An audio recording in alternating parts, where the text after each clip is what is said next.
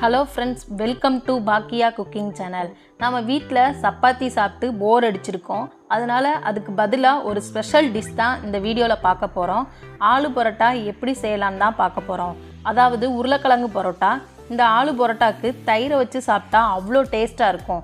வீடியோவை லாஸ்ட் வரை ஸ்கிப் பண்ணாம பாருங்க. அப்புறம் நம்ம சேனலை சப்ஸ்கிரைப் பண்ணாதவங்க மறக்காம சேனலை சப்ஸ்கிரைப் பண்ணிட்டு கூடவே பக்கத்துல இருக்க பெல் பட்டனையும் பிரஸ் பண்ணிக்கோங்க. வாங்க வீடியோக்குள்ள போலாம். ஃபர்ஸ்ட் இதுக்கு என்னென்ன தேவைன்னு பார்த்துடலாம். எப்பயும் போல் மாவை சாஃப்டாக சப்பாத்தி பிணையிற மாதிரி பிசைஞ்சு வச்சுக்கோங்க. 3 உருளைக்கிழங்கு அவிச்சு வேக வச்சு எடுத்துக்கோங்க. கொஞ்சம் கொத்தமல்லி இலை, 2-3 பச்சை மிளகா, ஒரு பெரிய வெங்காயத்தை சின்ன சின்னதாக கட் பண்ணி எடுத்துக்கோங்க.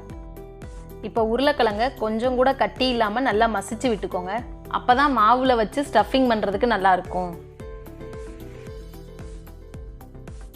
பாருங்கள், உருளைக்கிழங்க இந்த அளவுக்கு நல்லா கட்டியே இல்லாமல் மசிச்சு வச்சுக்கோங்க. இப்போ இதோட நாம் எடுத்து வச்சிருக்கிற வெங்காயம், பச்சை மிளகா, கொத்தமல்லி இதெல்லாம் சேர்த்து மிக்ஸ் பண்ணிக்கலாம். தேவையான அளவு உப்பு சேர்த்துக்கோங்க.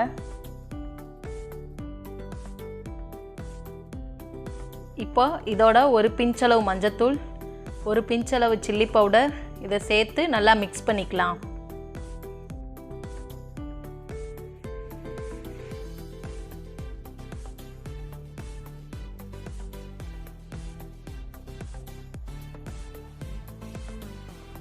இப்போ பரோட்டாவில் ஸ்டஃபிங் பண்ணுறதுக்கு ரெடி பண்ணியாச்சு. இப்போ நாம் ரெடி பண்ணி வச்சுருக்க சப்பாத்தி மாவை நீங்கள் எப்பயும் சப்பாத்திக்கு எடுக்கிறத விட 2 மடங்கு அதிகமாகவே எடுத்துக்கோங்க. அப்போ தான் நம்மளால் மசாலாவை உள்ளே வச்சு ஸ்டஃபிங் பண்ணி பரோட்டாவுக்கு மாவு தேய்க்க முடியும். எப்பவும் சப்பாத்திக்கு பண்ணுற மாதிரி கொஞ்சமாக மாவு எடுத்திங்கன்னா நம்ம ஸ்டஃபிங் பண்ணுற மசாலா எல்லாம் தேய்க்கும் போது வெளியில் வந்துடும். இப்போது இது மாதிரி சின்னதாக ஃபஸ்ட்டு தேய்ச்சிட்டு நாம் எடுத்து வச்சுருக்கிற மசாலாவில் கொஞ்சம் எடுத்து இதுக்குள்ளே வச்சு ஸ்டஃபிங் பண்ணிக்கலாம்.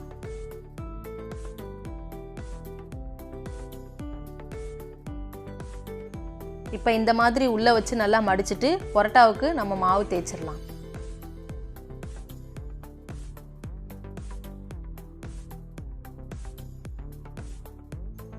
இந்த மாதிரி மசாலாவை உள்ளே வச்சு உருட்டிட்டு கொஞ்சமாக கோதுமை மாவை மேலே தடவி ரொம்ப அழுத்தி ப்ரெஸ் பண்ணிடாமல் ஸ்மூத்தாக பரோட்டா சைஸுக்கு மாவை தேய்ச்சிக்கோங்க.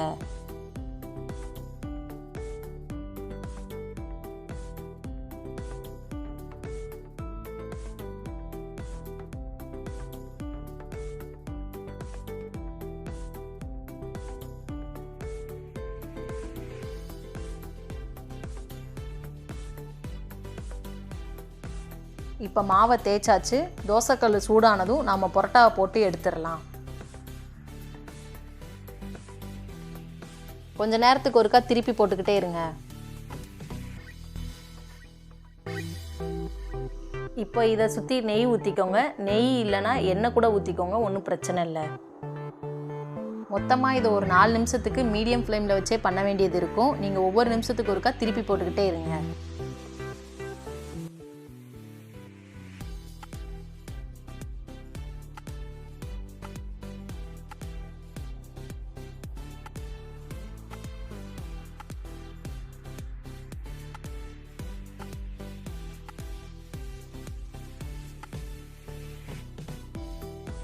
அவ்வளோதான், ரொம்பவே டேஸ்டான ஆலு பரோட்டா 2 பக்கமும் நல்லா வெந்துருச்சு. இப்போ நாம் இதை வெளியே எடுத்துடலாம். இனிமேல் சப்பாத்திக்கு பதிலாக இந்த மாதிரி ஆலு பரோட்டா வீட்டிலே பண்ணி பாருங்கள். அடிக்கடி இதை பண்ணிக்கிட்டே இருப்பீங்க. இதுக்கு சைடிஷ் வேறு எதுவும் தேவையில்லை, வெறும் தயிர் மட்டும் இருந்தால் செம்மையாக இருக்கும். நீங்கள் ட்ரை பண்ணி பார்த்துட்டு நல்லா இருந்ததுன்னா உங்கள் ஃப்ரெண்ட்ஸுக்கு கண்டிப்பாக ஷேர் பண்ணுங்கள். அப்புறம் இந்த வீடியோ பிடிச்சிருந்தா லைக் பண்ணுங்கள். மறக்காமல் பாக்கியா குக்கிங் சேனலை சப்ஸ்கிரைப் பண்ணிக்கோங்க. நெக்ஸ்ட்டு என்ன வீடியோ உங்களுக்கு வேணும்னு மறக்காமல் கமெண்ட்டில் சொல்லுங்கள். கண்டிப்பாக நீங்கள் கேட்குற வீடியோ அடுத்து போடுறேன் ஃப்ரெண்ட்ஸ். தேங்க்யூ.